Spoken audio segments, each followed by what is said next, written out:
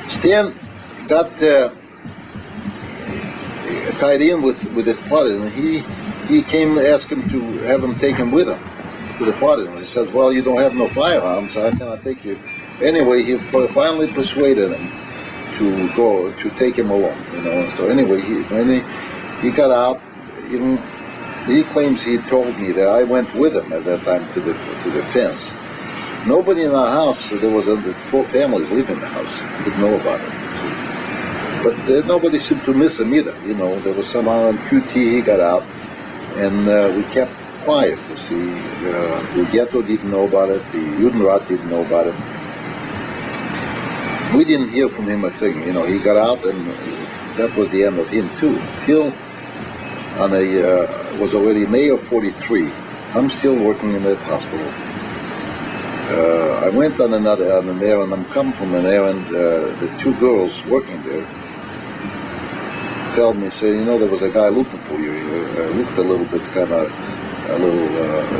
like he was mixed up somewhat. And he was dressed like a farmer. They call it lapches. Lapches. They used to wear like moccasins. Farmers didn't have shoes. They used to. Poor farmers. They had like a leather kind of sole and wrapped, your rags around it, and you put the leather and tie it up with some like a moccasin we have in Alaska. But anyway, he's out there looking for you. Without looking for you, he said they'll be back. Here is right in the hospital in the basement. A few minutes later, he says, "Here's coming through. I see a guy coming out." Who it turned out my brother was out there. He came. Imagine, he was in around town for a whole week in a farmhouse that's friends of our family that used to know us. He was hiding out there. He tried to make contact with some Christian families that lived there to see if they could contact us to tell him that he's out of town and maybe we could meet up with him somewhere. Anyway, he couldn't. He went into one family and they were scared stiff of him, and some people just wouldn't risk their lives making contact, with especially he was a partisan, and he didn't identify himself partisan, but he had a grenade with him there, and he had a rifle. The rifle was hidden out in the farmhouse. It was nice of the farmer even to let him stay there. He didn't stay in the house; he stayed outside in the back of the house. They had a little like a bathhouse, Anyway, he decided to come in and see me. Imagine in the daytime, if the Germans would have only stopped them asking for my ID, that was the end of him and the end of our family and everything else. But he figured before he goes back to his outfit, he'll make another attempt to get us out.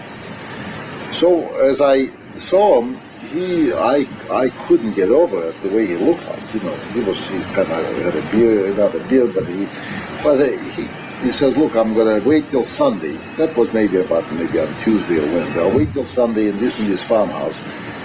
I want you and the family to come and meet me there by Sunday. If you don't come by Sunday, I'm going to go back." At first I said that we're not going to go.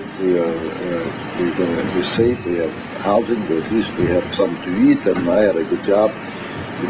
He says you're crazy if you're going to stay around. But as I was, you look at it, where you're going to go, the forest. And he couldn't give me much information either, because he himself was in danger there. If here talking to me, and here's all the Germans, military and everything else around us. As I got home, I had to be quiet too, and I told my mother and father at that time that Stan is out there, is waiting in the farmhouse. It's about 12 kilometers from our hometown. And by Sunday, if we don't get over there, it's not going to wait till past Sunday. So we decided we're going to make an attempt and get out.